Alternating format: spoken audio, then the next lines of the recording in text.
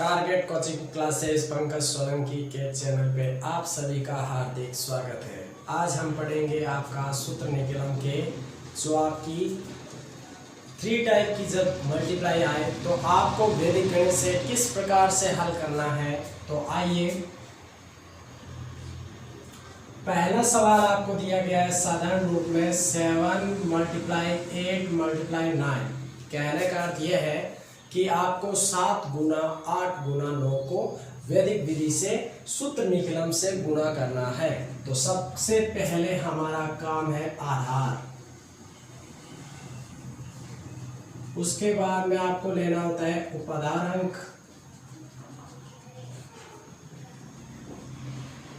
और फिर आपका काम लिया जाता है विचलन। तो देखिए, सबसे पहले संख्या किस आधार के नजदीक है। आधार आपको बताया गया था कि 10, 100, 1000 जिसके होते हैं। तो ये संख्या तीनों जो आपको संख्या दे रखी है प्रश्नानुसार 7, 8, 9, तो ये आपकी तीनों संख्या आधार किसके नजदीक है, 10 के नजदीक है। अब हम 10 को किससे गुणा करें कि इन संख्या के नजदीक पर आ जाए। तो उपाधार अंक में आपका वो अंक लिया जाता है जिसको हम संख्या यानी कि आधार से गुणा करके नजदीक पहुंचे। तो यहाँ हमें उपाधार अंक को गुणा करने की आवश्यकता नहीं है। तो इसलिए आप चाहे इस प्रश्न में उपाधार अंक लिखिए या फिर आपको 10 को यानी कि आधार को किससे गुणा करें कि संख्या में परिवर्तन ना हो, तो हम यहाँ पे 1 भी लिख सकते हैं। अब देखिए विचलन, विचलन आपका या तो होगा कम यानी कि धनात्मक या होगा ऋणात्मक में। तो आपका विचलन है 7, तो 7 विचलन का आपका होता है कितना, पहली संख्या 7 का विचलन हो गया आपका 10 से कितना कम है, -3 कम है। 8 है वो -2 कम है, और 9 है वो -1 कम है। तो आइए देखते हैं अब प्रश्न किस प्रकार से हल किया जाता है। तो वापस आपका काम है संख्या और विचलन को लिखना। संख्या आपकी 7, 8 और 9 दिया गया है, तो इनके सामने इनका विचलन को लिखना है। तो विचलन देखिए, 7 का विचलन आपका आया था -3, -2 और -1। अब मैंने आपको कहा था कि जब संख्या 3 आपको दे दिया जाए तो इसका मेथड क्या होता है, थोड़ा अलग हो जाता है। तो देखिए, सबसे पहले आपको इसका मेथड में उपाधार का आपको क्या करना है, स्क्वायर, फिर आपको लेनी है संख्या, और संख्या की आपको क्या करनी है, वो संख्या जो भी लोगे उस संख्या के अलावा बाकी का क्या लेना है आपको, विचलन। और यहाँ पे आपका एक न्यू जो आता है वो आपको देखना है। तो उपाधार का यहाँ हमने स्क्वायर लिया था, तो अब आपको उपाधार को घटते क्रम में आना है। तो आपको एक बार फिर उपाधार को लिखना है और इसको गुणा करना है किससे, आपको करना है संख्याओं के विचलनों की गुणा करके उसका योग करना है। किस प्रकार से करना है, पहले पद को आपको दूसरे पद से, दूसरे पद को आपको तीसरे पद से, और वापस पहले पद को तीसरे पद से। याद रखना कि पहले पद को आपको दूसरे पद से। तो आप यहाँ पे लिखोगे विचलनों की गुणा का योग, और फिर आपका होता है विचलनों की गुणा।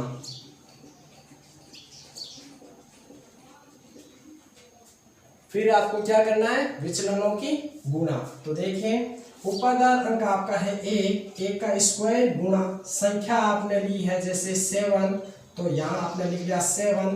तो 7 का आपको क्या करना है, दोनों विचलनों को लेना है। 7 के संख्या के सामने विचलन है -3, तो आपको बताया गया है जो संख्या लिया जाता है उसके ठीक सामने का विचलन को छोड़ना है।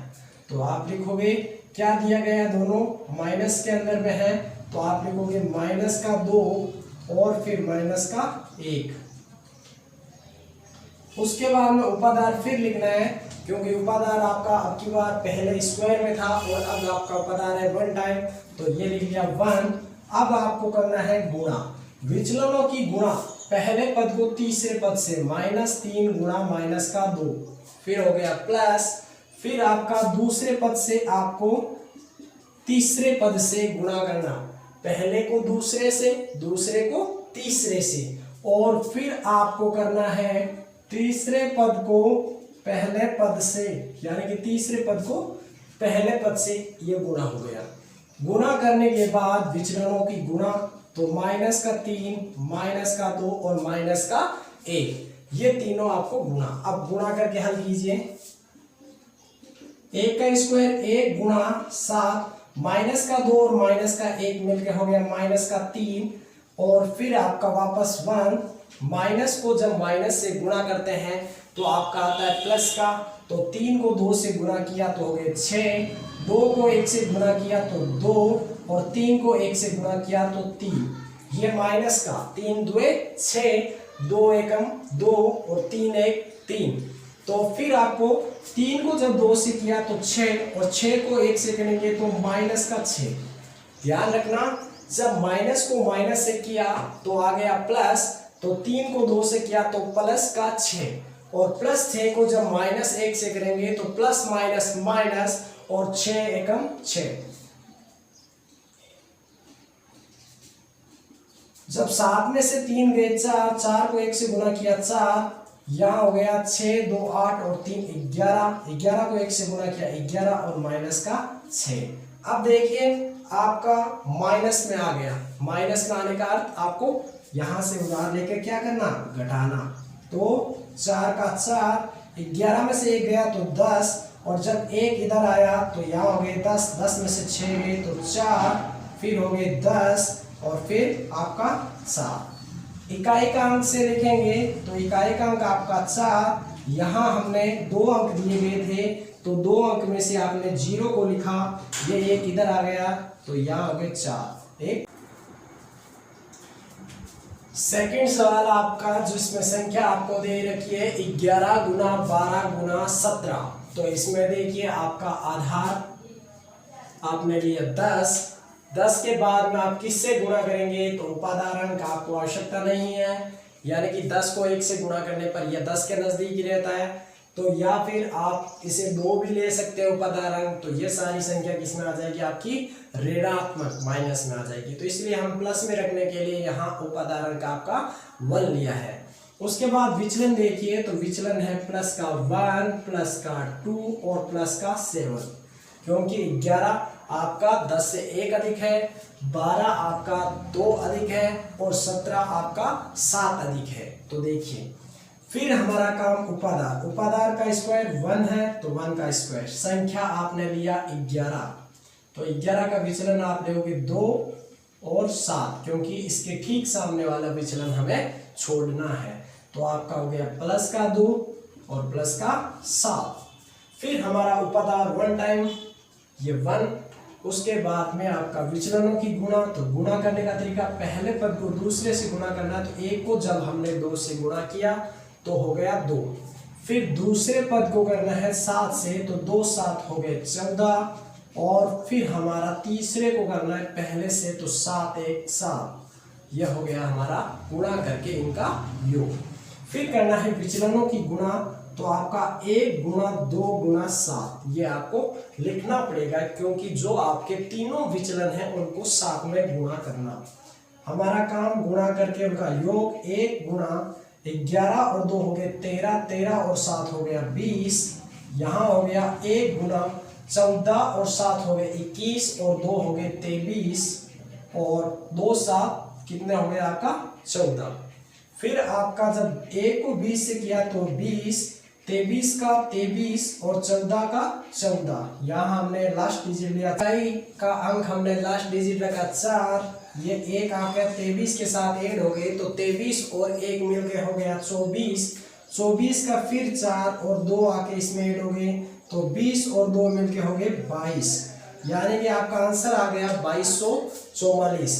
तो ये आपका क्वेश्चन नंबर आपका 3rd, जिसके अंदर संख्या 11 गुना 12 गुना 13 दे रखी है, तो आपका आधार हो गया 10 और उपादान आपका है 1, क्योंकि इनमें कोई भी आपका परिवर्तन नहीं है। विचलन की ओर चलते हैं, तो ये आपका +1 +2 और 3, क्योंकि आपका क्रम से दिया गया है तो आपका विचलन हो गया। अब हमारी संख्या 11, 12 और 13 हमने लिखा, तो 11 में विचलन होता है 1, 12 में होता है 2 और 13 में होता है विचलन आपका 3। उपादान 1 का स्क्वायर गुना संख्या मैंने लिखी 11, तो इसका विचलन मैंने लिख लिया 2 और गुना 2 + 3, क्योंकि जो संख्या ली है उसके अलावा विचलन को हमें लेना है, क्योंकि जिस संख्या के सामने वाला विचलन को हमें क्या करना है, छोड़ना है। उसके बाद फिर उपादान और संख्याओं का विचलन की गुणा, 1 गुना 2 हो गया 2, 2 गुना 3 हो गया 6 और 3 गुना 1 आपका हो गया आपका 3। फिर आपका वापस काम विचलनों की गुना, तो 1 गुना 2 गुना 3। अब गुना करके जिसका योग हो रहा है उसे योग कीजिए, तो आपका 1 का स्क्वायर 1 गुना 11 और 5 हो गए आपके 16, क्योंकि 11 2 13, 13 और 3 16। यहाँ हो गया 1 गुना 6 3 9 10 और 1 11 और वहाँ हो गया आपका 6, 6 का 6, 11 का 11 और 16 का 16। लास्ट डिजिट से हमें लिखना है इकाई का अंक 6, यहाँ इकाई का अंक 1 इसमें आ गया 16 और 1 17, यह हो गए 1716। तो हमारे वीडियो को ज़्यादा से ज़्यादा शेयर कीजिए, लाइक कीजिए।